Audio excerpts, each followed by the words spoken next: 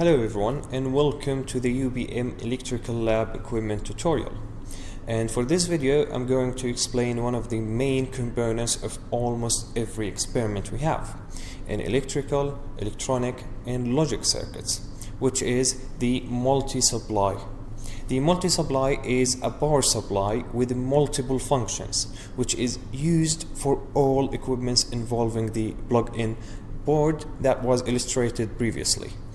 A great feature in this equipment is that all outputs are protected against overloading or short circuits. To turn on the equipment or off, we have the main switch, and it's this green one. Simple as that. Now, an important feature to be pointed out is that through this USB port, the multi-supply can be controlled from a computer using some virtual instruments. Now, the multi-power supply features 5 group functions. The first function group is the fixed voltage power supply. This group will have a regulated DC voltage at the outputs directly when the main switch is turned on. It has a ground, negative 15 volt, 5 volt and 15 and 12 volt combination. This 15 volt in here will be changed to the 12 volt by simply pressing this button. So to test the outputs of this group function, let's use a multimeter. We have a multimeter in here. We have a bulb going to the first 12 volt and the ground is connected to the ground, and let's go to the DC voltage section. We have an almost 12 volts, which is our selection in this group function. Let's change it to 15. We have 15 volts. So that's it. What if we connected the 15 volts to the negative 15 volts? What happens? What happens here is the addition of both volts. We have a 30 volts combination. Now moving on to the next group function, which is the adjustable DC power supply. To have a DC voltage which can be adjusted or regulated up to a maximum of 30 volts, you must first press this button to turn on the function group. You have in this function group, you have a 2-line display for showing output voltage and current.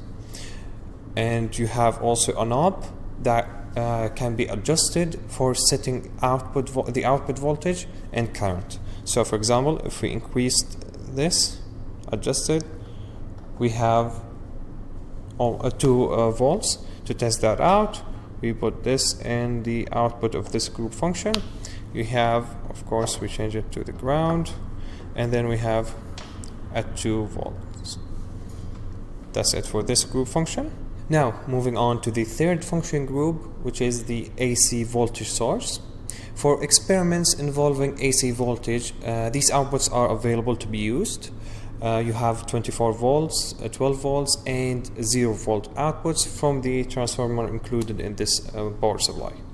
You have for the fourth function group the function generator. This function generator supplies an alternating voltage to 2 outputs, which can be modified in amplitude, frequency and waveform. You have a turn on or off button for this group as well, and a 2-line display. But unlike the previous one, this one shows the output voltage and frequency at 2 outputs. You have 2 knobs, one for setting the amplitude and one for setting the frequency of the signal. Lastly, you have 2 buttons and 2 LEDs for selecting the waveform and multiplier of frequency setting. Now for the fifth and last function group, which is the 3-phase power supply. For experiments using the 3-phase current, there is an electronically protected 3-phase generator in this power supply. There is an on-off switch for this group as well, but holding the button down for a longer period causes the frequency of the rotating field to switch from 50 Hz to 1 Hz. Let's try this out. Yes. So finally, the output of this group is the phases of the three-phase generator. And that's it. That's it for this power supply. That's it for this video. I hope you enjoyed it as much as I enjoyed making it. See you in the next one.